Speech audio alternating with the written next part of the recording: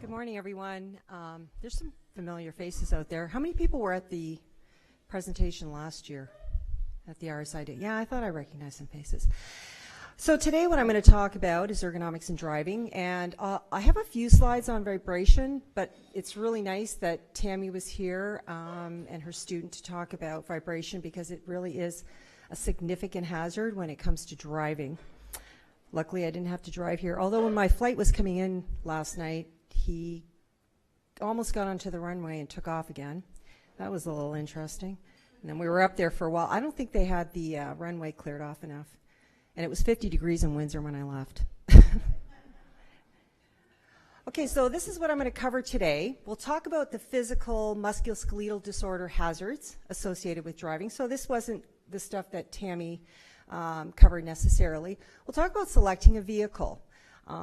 Because it's really important when you're going to be obviously providing a vehicle for a worker, and even for yourself if you're looking to purchase a new vehicle.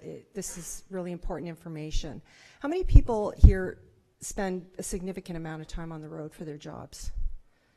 Quite a few. Okay. We'll talk about steps to prevent injury, working from your vehicle. Of those that do use their vehicle for work, how many people actually have to work from their vehicle? Okay. And then I'm going to cover off, because this is something we don't talk about a lot in ergonomics, is the human factor side. So this is what I did last year on my presentation, was talking about how we process information, how our bodies control movement. So I'm going to talk about that human factor cognitive side as it relates to driving as well. So this is just some statistics related to driving. On average, men drive 71 kilometers, women 55 kilometers each day. Studies have found that there's significant associations between driving and back problems. One study analysis said that the possible reason relating to the low back was, again, that long-term vibration exposure from the driving. And the highest risk is for the neck, the back, and the low back. So problems, again, the neck, back, and low back, and shoulder are usually the areas that people report having problems with driving.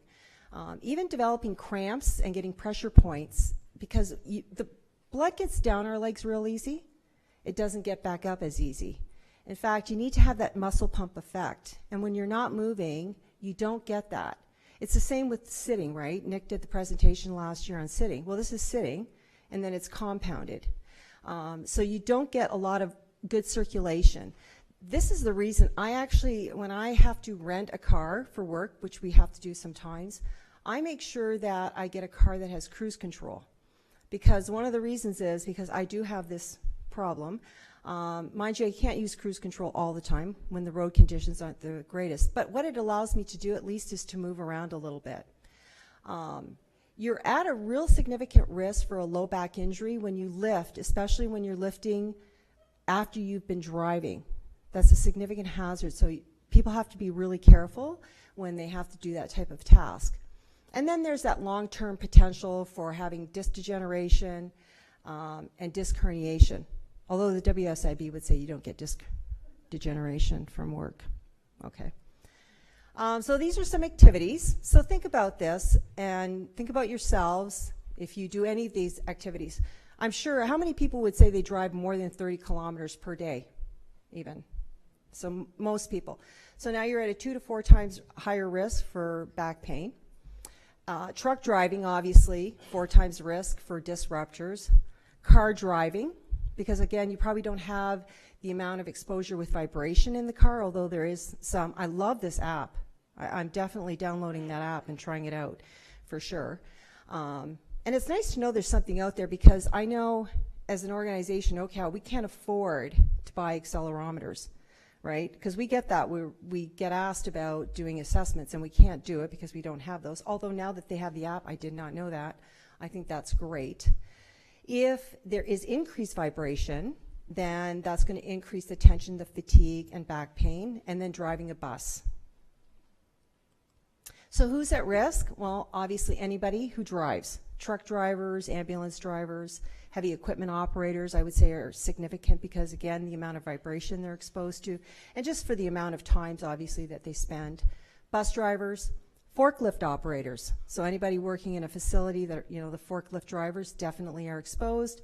Farmers, delivery courier service workers, taxi limo drivers, traveling salespeople, consultants that are on the road a lot.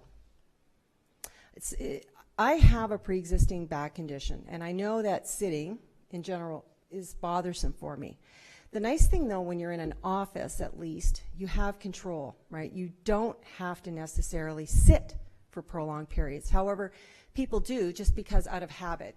I talked last year about how we're creatures of habit, but it's easier to move around. You don't have that control in a vehicle. You can't move around in the vehicle so much. But there are some things we'll talk about that you can do to reduce the risk. But that's the problem. I know I'm very challenged when I have to drive distances because I typically have to stop every hour because I just have, so much pain. The longer I go, the more problematic it gets, especially when I'm driving. As a passenger, not as much because, again, I have more flexibility of moving around. So, again, the two main hazards associated with the neck and back, sitting for prolonged periods of time and whole body vibration. We've known for a long, long time that sitting is bad for your back. Well, this is the problem with driving. Now you're putting another layer. You're putting that vibration, and vibration is very damaging. So we have to think about, people that drive and the amount of risk that they're exposed to. So here's the hazards associated. So sitting is an awkward posture. And the reason it's awkward, when you're standing, your back is in neutral position, meaning you have the curvatures. You also, the thing with standing, the difference is, the forces that are going through your back are attenuating. They go up as they go down. Well, then you have your legs absorbing the force. When you sit down, what happens? Your legs aren't there anymore to absorb the force. So the forces go up 50% just by virtue of sitting, and that's if you're sitting properly and using the lumbar support and keeping that lower curvature in your spine. It's also static, and to me, in my opinion, static posture is the worst risk factor out of all of them because the muscles are, when you're sitting, you're not void of movement. And, well, I shouldn't say that. You're not void of muscle contraction. There's a lot of muscle contraction going on, in fact. So, but the problem is the muscle contraction is you're not moving, so you're not getting enough blood flow. And that's where you see the restriction in blood circulation through the muscles. That's going to fatigue the muscles the longer you sit and don't move. It is, like I said, it's a working posture. So the muscles are working. Otherwise, you wouldn't be able to sit up straight, right? Right now, all of your muscles are contracting in your low back. Otherwise, you'd be falling off the chair. And over time, those forces increase. And the problem as well is not just the forces, but when you sit and you don't maintain the curve in your low back, the ligaments are what stabilize your joints. Every vertebrae to vertebrae is a joint.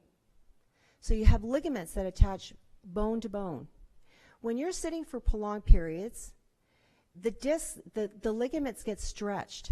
And over time, what happens is they can lose their elasticity. For some people with back problems, this is the problem. And I know for me, this is my problem. I have some disc degeneration. I'm not that old. But I have very loose ligaments. And once they're overstretched, it's done.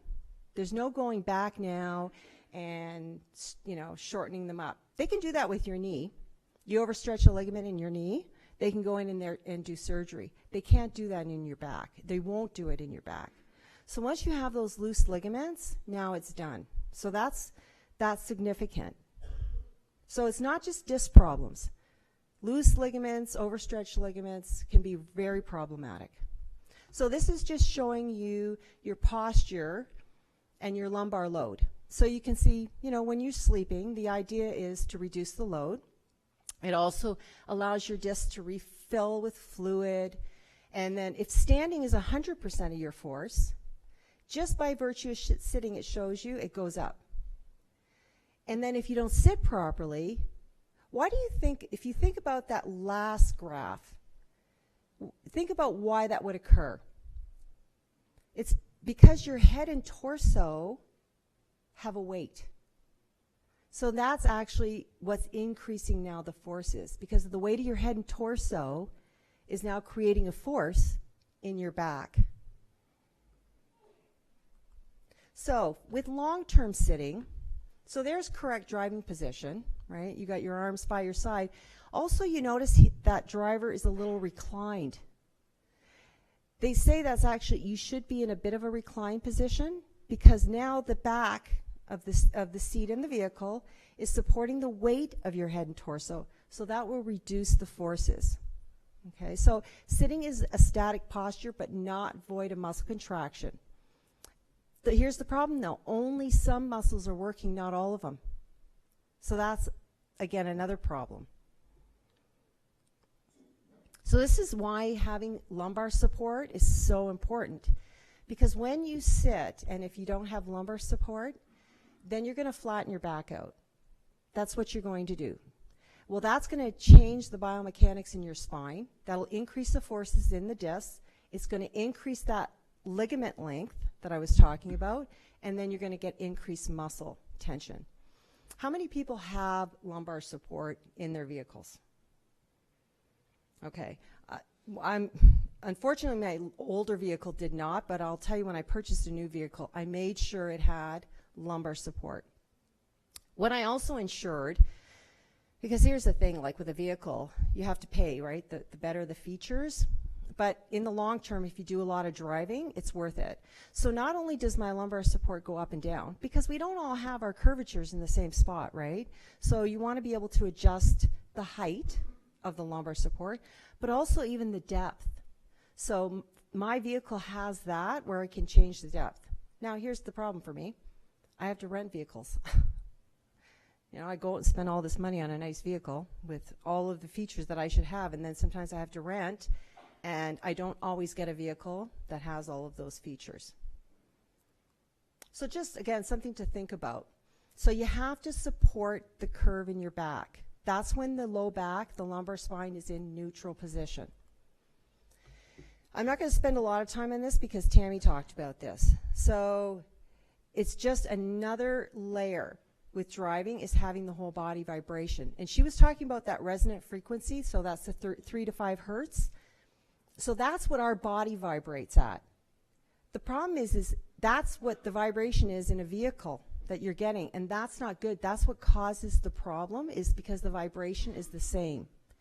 So again, long-term exposure, disc displacement, degeneration of the spine, you could get scoliosis, intervertebral disc disease, herniated discs, and she was mentioning about disorders of the gastrointestinal system. So how can you reduce the effects? Again, she spent a lot of time on this, but reducing the transmission, making sure vehicles are being maintained properly, proper engineering of the seat. She talked a lot about that. That's really important. And again, don't assume because it's labeled ergonomic that it is. Decreasing the amount of speed. That was, again, significant. She was talking about the speed of travel. And giving yourself maybe a little more time in between your exposures. Sometimes, obviously, that's difficult for people that are on the road all day long. And if possible, if you have control of this, we talk about this a lot when we go into plants for forklift drivers, is if they can at all kind of, you know, change up what they're doing, because sometimes they do other tasks as well. Part of the problem is, though, sometimes the tasks they're doing are manual material handling. Right? And remember, we'll talk about lifting after sitting and being exposed to that. Modifying the seat, having good backrest support, reducing that forward sideways leaning of the trunk, because she was talking about how much that can increase the risk.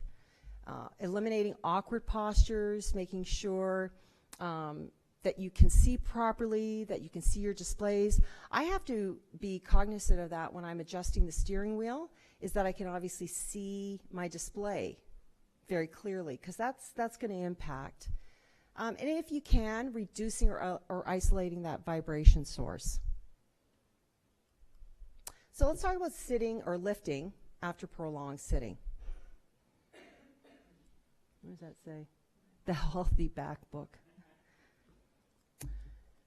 Okay, so here are some tips to reduce the wrist. So obviously you want to make sure if you are going to lift that you're using proper lifting techniques. You want to get as close to the object. So if for yourselves, for your own vehicles, you know, think about where you're positioning things in the trunk.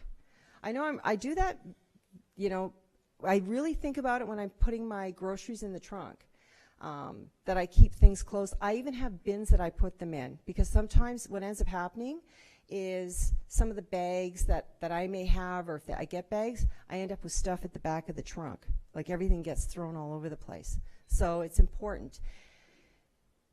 Trying to park as close as possible to drop-off points. This is for manual material handling.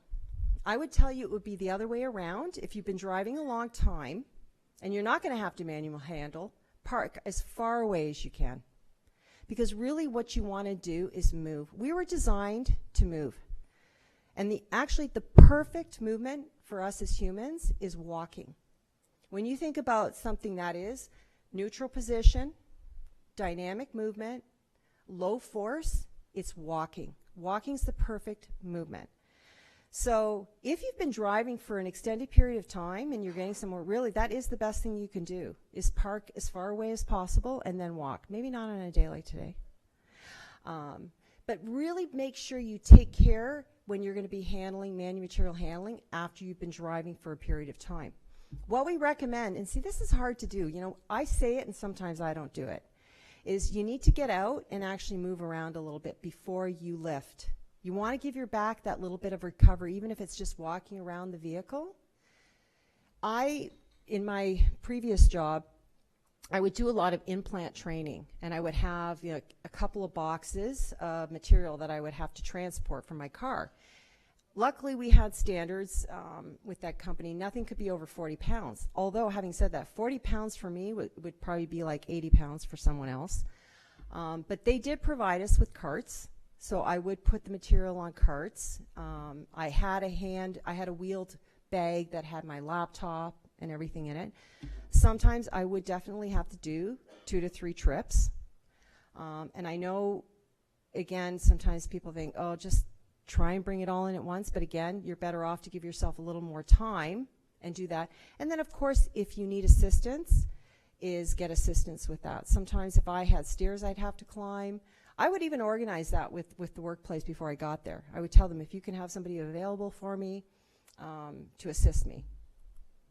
So here are some just different lifting techniques from the trunk of your vehicle. So the idea with proper lifting is not necessarily squatting, right? Because, I mean, it's your trunk. You really can't do that. The goal for proper lifting is to keep your back in neutral position. So you can bend over, but you have to keep your lower spine in neutral, which means you have to keep that curve. So you have to pivot. That first picture really shows him pivoting from the hips and not flexing his spine. That's really important. That tripod lift in the middle is a really good one as well. It's like that teeter-totter effect. And then I've had to do that, the third one in some cases, depending on how far things have gotten into the trunk of my car. So here's some ideas on selecting a vehicle.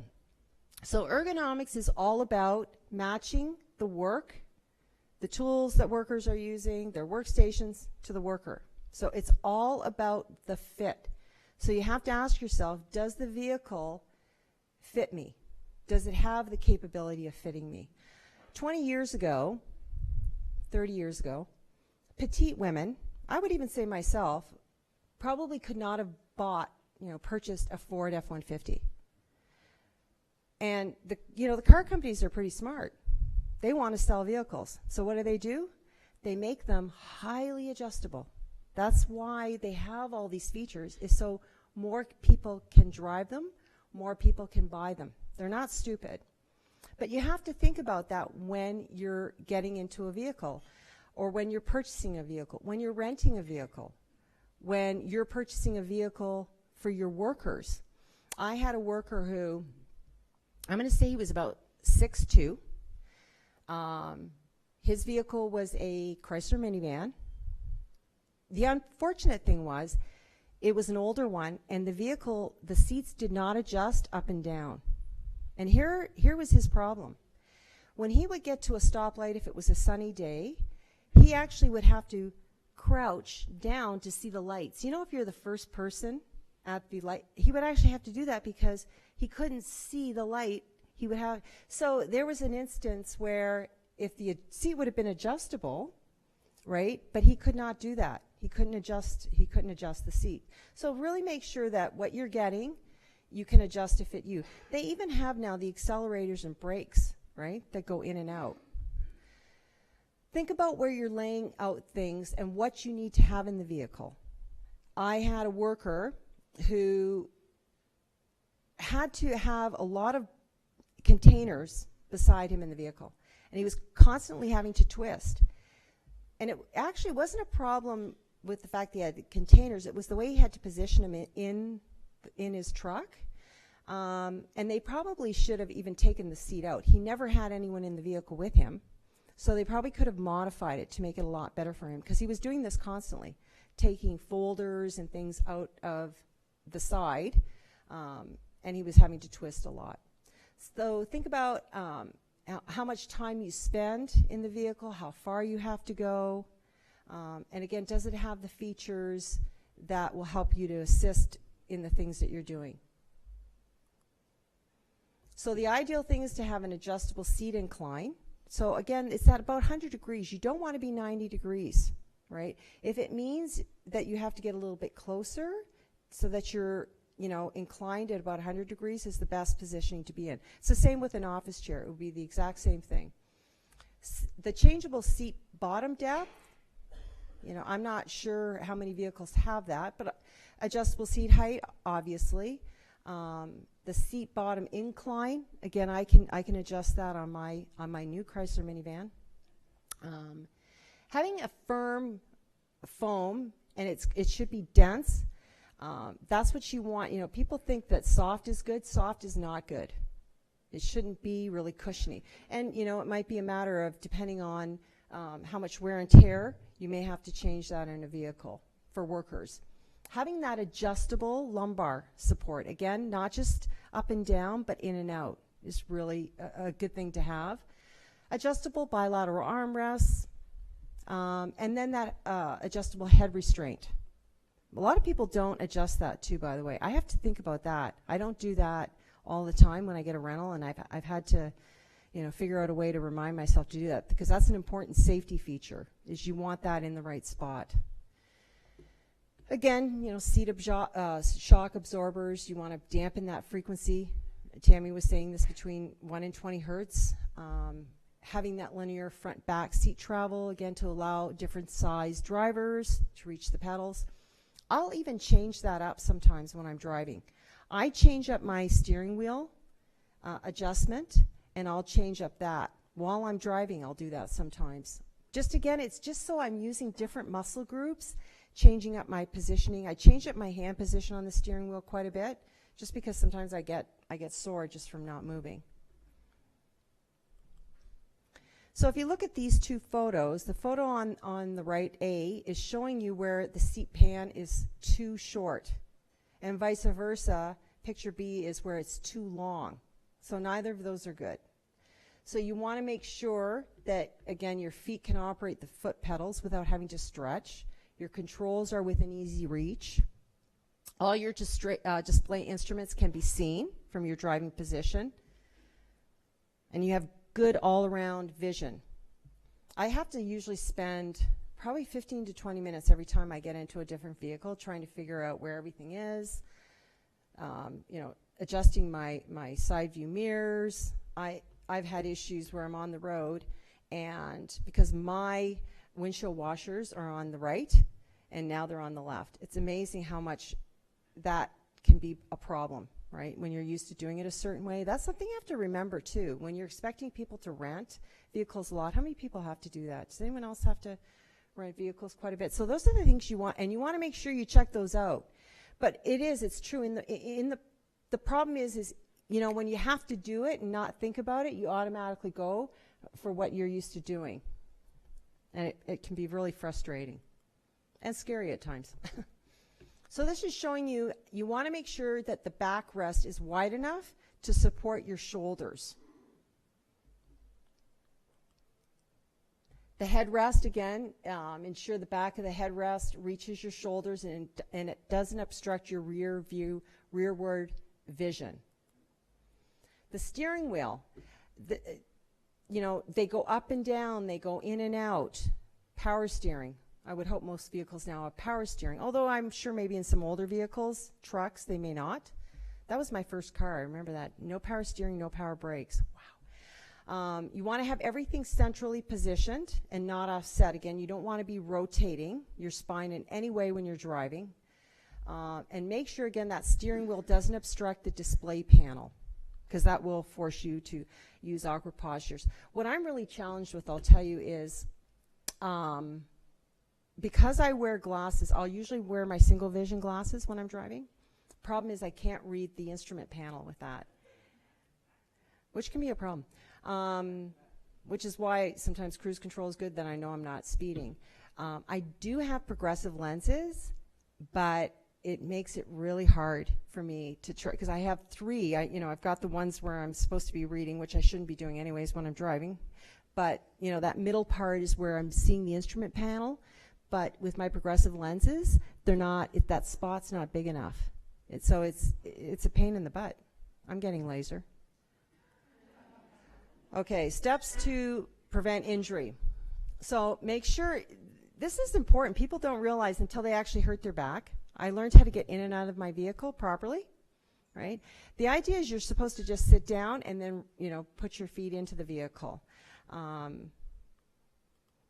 be cognizant of that, especially, again, if you've just been, sitting for a long period of time, you get out for a short period, you get back in. Make sure you use good sitting posture position and try to, move a little bit while you're driving. Change up that positioning. Again, backrest 100, 110 degrees, again, so you don't have that disc pressure. If possible, tilt the seat a notch back every 20, 30 minutes. This is what I do. Again, you're turning some muscles on, some off. So you're changing up at least what you're using. And it will alter the direction of the vibration as well. Adjust the steering wheel. Avoid slouching, because that's the problem. That is kind of where we go. When you start to get fatigued and your muscles get fatigued, that's why you sit that way. If possible, change up your position. Adjust the headrest. Adjust where you're positioning your arms. Changing your hand position on the steering wheel. If you can, take regular breaks. I really make it a habit of stopping every hour, because that's pretty much my limit for driving, if I'm driving. And even if I don't have to go in and use the washroom or get a coffee, even if I just walk around a little bit, it really does make a huge difference. And really, really important is try not to lift something immediately after. Okay, try to give yourself a couple of minutes. I wouldn't say even stretching, moving. You want to get blood flow into the muscles. That's way more important actually than stretching. So for those of you that have to work from your vehicles, some people have to, I saw a few hands, they have to use their laptops. Some people do, paperwork, mobile use, and manual material handling. I actually have talked to a few MOL inspectors, and I know in the construction industry, for example, I know in some cases when they go out to workplaces, they might, if they're doing up orders, doing their reports, they can go into the workplace, get an office, sit down, but some of them can't. You're on a construction site, there's really no office there. So a lot of them have to do this stuff from their vehicle. So it can become a problem because, again, now you're, sitting even longer in the vehicle. A lot of times you're twisting or leaning to one side because you're using the laptop or reading or whatever, and you're slouching.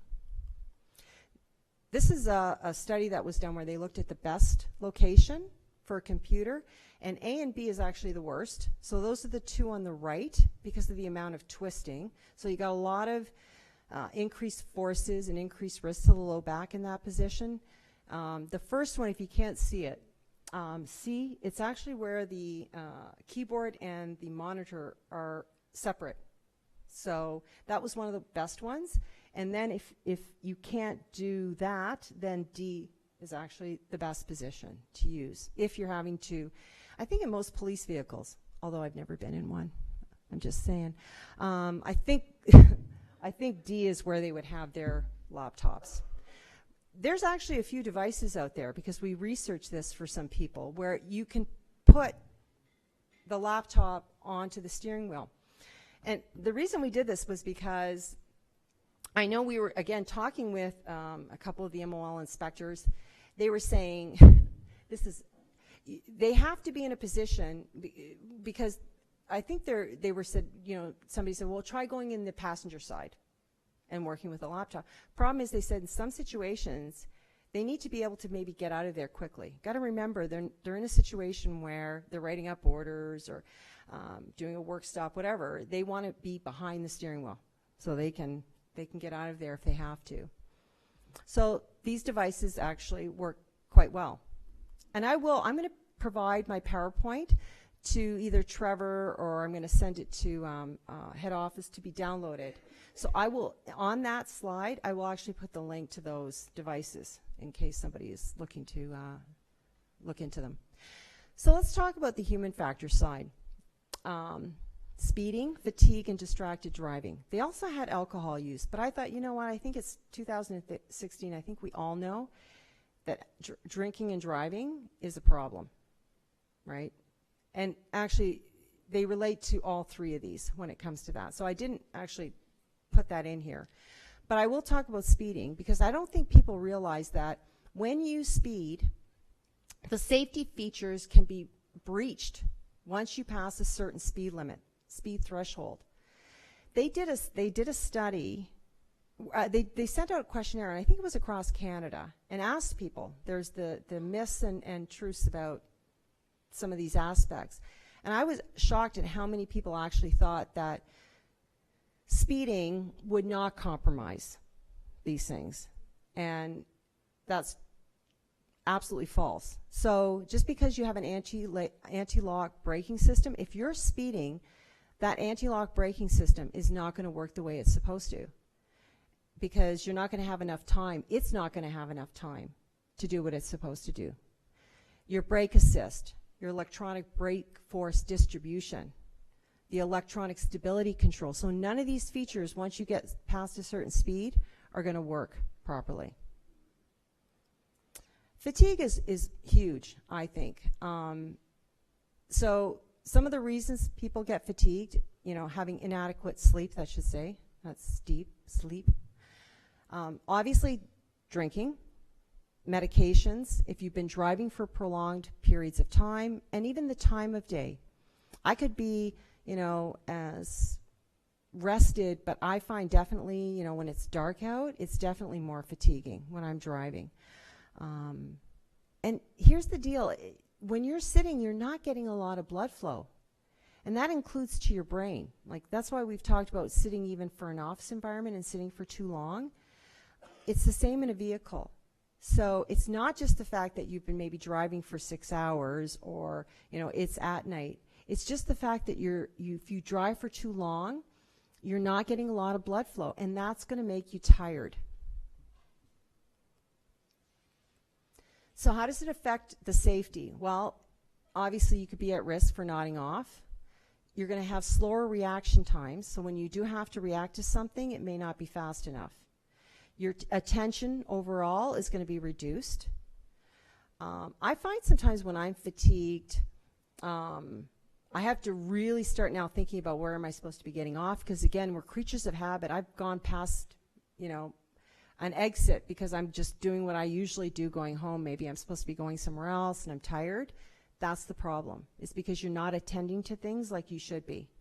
Again, even slower decision-making times, your delayed information processing. So, seeing something, again, it's similar to reaction time, but it doesn't even have to be motor reaction. It could be that thinking reaction time too. And fatigued drivers are not very good at gauging how fatigued they are. So that can be a problem. And similar with speeding, your car safety features are going to become ineffective because you're not going to be using them at the right time. If you have a slowed reaction time, and you're not hitting the brakes when you're supposed to, then those anti-lock brake systems aren't going to work because they don't have enough time.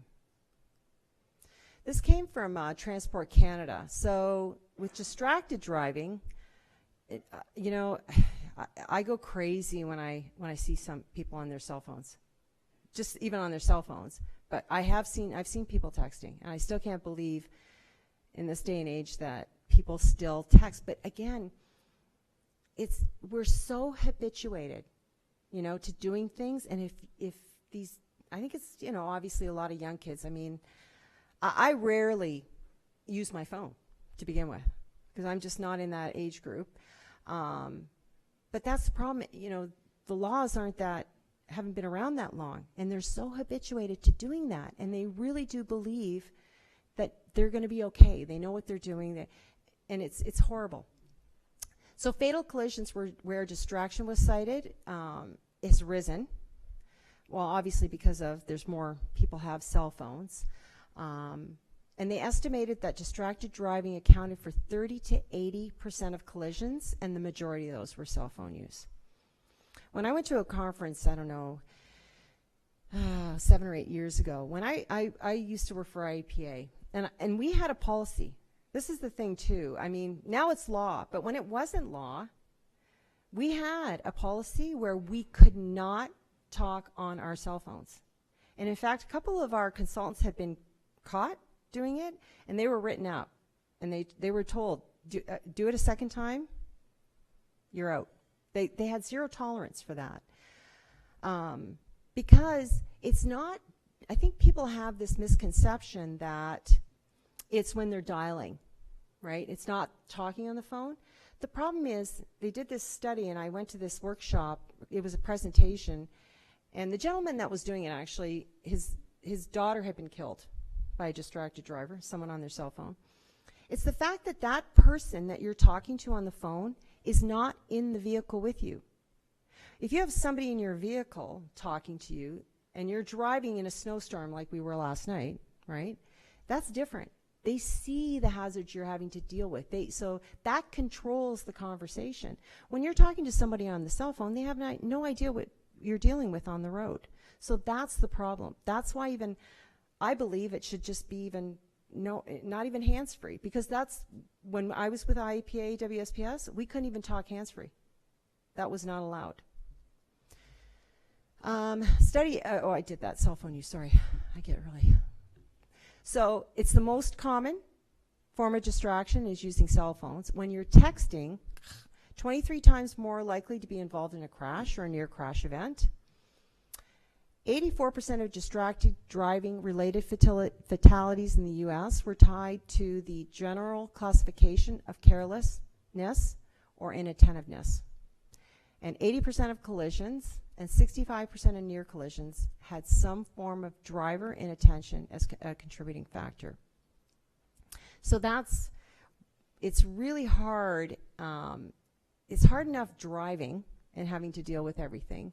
And you have to think about young people. I mean, part of the problem is we're used to, when you've been driving for a lot of years, like some of us have, right, you develop motor programs for driving, and that's a good thing, because then we don't have to attend to as many things, right? We've learned to control those things and how to drive. That's the problem with young drivers, is they haven't developed those motor programs. So again, just think about it with your drivers in the workplace, right? They're going to need more time and less distractions.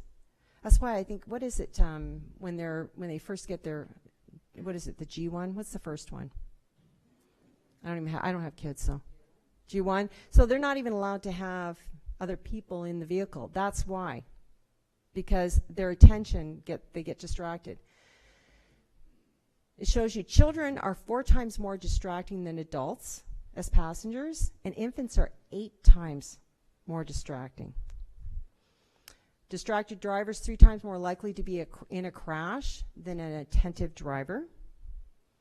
And driver distraction, again, was a factor in 4 million motor vehicle accidents in North America. Cell phone use, so again, I would hope that nobody's using their cell phone unless they have, Bluetooth, hands-free, right?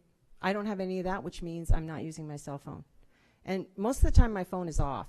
Like, I have it silenced anyway. And, you know, I think for some people it's almost they need to put it in the back seat. This is a neat website. This is where I got some of the information on those myths and misconceptions. So if you want to go on there, there's the link. And again, the PowerPoint will be up on our webpage where the other PowerPoints are. So if you want to go in there and look at some of the myths and misconceptions about driving and how your brain, again, it's about how your brain affects the safety in the vehicle. There's also a WorkSafe BC if you have workers that are truck drivers. There's a really good video. I think it's about 3 or 4 minutes long on truck driving and just the hazards, and it's specifically around the vibration and seating and sitting properly and getting out, manual material handling, and so on. And that's it. If we have any questions.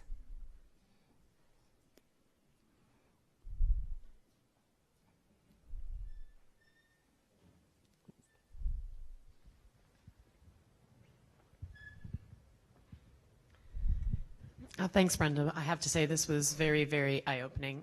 So if you can't, for some reason, select a vehicle that already has all the features that make it perfect for you, or as perfect as it's going to get for you, for example, like say you're flying and you're renting a vehicle, are there any sort of add-ons that you could put on for, like, say, I don't know, for example, maybe like a seat cover that would reduce vibrations or...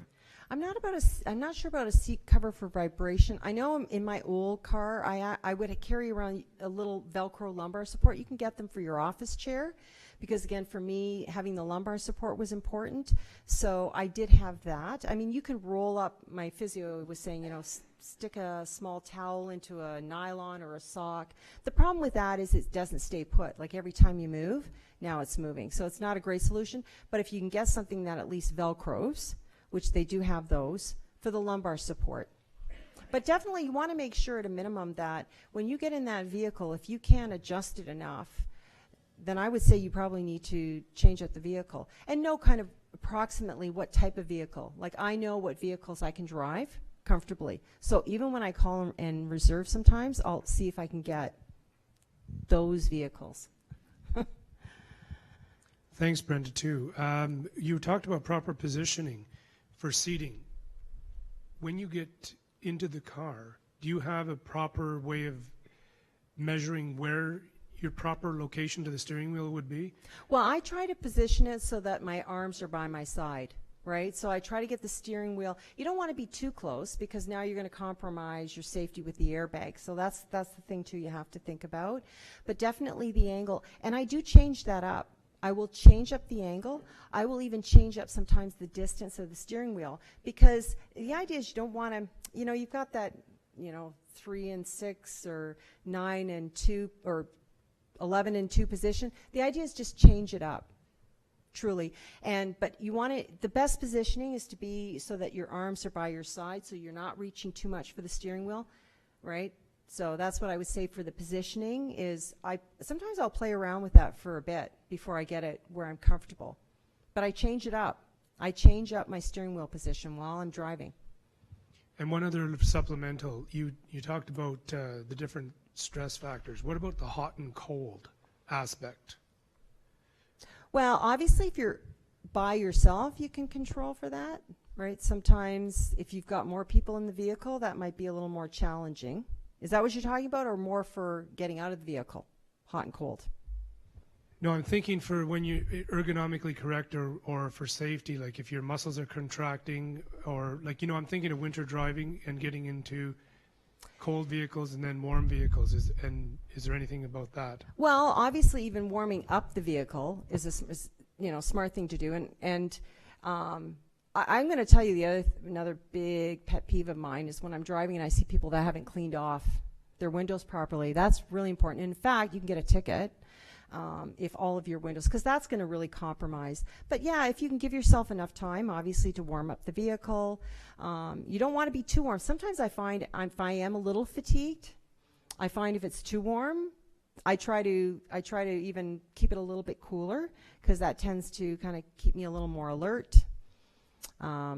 But it's challenging if you have, a bunch of people. Like I know last night coming in the shuttle, there were like 7 of us in this minivan, and it was way too hot for me, although some of the other people were complaining. So, that's always a challenge if you have more people in the vehicle. We have a question online. You said not to twist when driving, so how should you check your blind spot properly? That's a good question. There is a way to set up your mirrors, number one, your side view mirrors properly. And my husband, I don't know if he got this from somebody at work, because that can help. But if you have your side view mirrors set up properly, you really shouldn't have to twist too much to be checking your blind spots. Usually I can do it with slight rotation, but my side view mirrors have to be set up properly, which means that you almost have to twist your head a little bit, right? It's about having them adjusted properly. You could probably get something online about doing that too, but I wouldn't say don't check your blind spots, obviously, because that's really important. But again, it's vehicle selection, right? Some vehicles have more problems with that. So even thinking about that when you're purchasing, absolutely. It was actually interesting, just personally. I had a rental car a couple months ago, and it actually had the blind spot detector on it now. I guess it's a new feature. Oh, there you go. Freaked me out. This light was going on in my rear view or in my side passenger mirror, and I'm like, what the heck is that? Yeah. And it turned out, I looked over my blind spot, and sure enough, there was a car there. Yeah. You see, that's obviously they're putting these new features on. What did we have? We had a vehicle in Florida that would automatically slow down when you're getting too close. And when you're not used to that feature, it's great, but we weren't used to that feature. So I think we actually ended up disabling it because it was really freaking us out that all of a sudden the car would start slowing down and you've got your... It's my husband, he tailgates a little bit too much. That's another thing too, by the way. Tailgating is probably one of the worst things you can do when you're driving from a safety. About the airbag, like I have short legs, so how close can the steering wheel be to my stomach? See, with short legs, that's probably where you want to have a vehicle where the pedals adjust. That's why they have that feature now, so that you don't have to now compromise with the steering wheel. You should be able to bring your accelerator and brake closer so that you don't have to then make yourself closer to the steering wheel. Again, just something to think about when you're purchasing your next vehicle, because they have them now in a lot of cars, not just trucks, but cars for that exact reason, because of the airbag. Yeah, you're so close. What's the safe distance for when you can't adjust the pedals? You know what? Now you're kind of getting out of my realm of, I'm not sure. You'd have to probably ask, somebody in the car industry, or I'm not sure on that. Questions for Brenda at all? Okay. Brenda, I don't know if you just want to touch lightly on ulnar neuropathy and long-haul truck drivers? On ulnar neuropathy? Mm-hmm.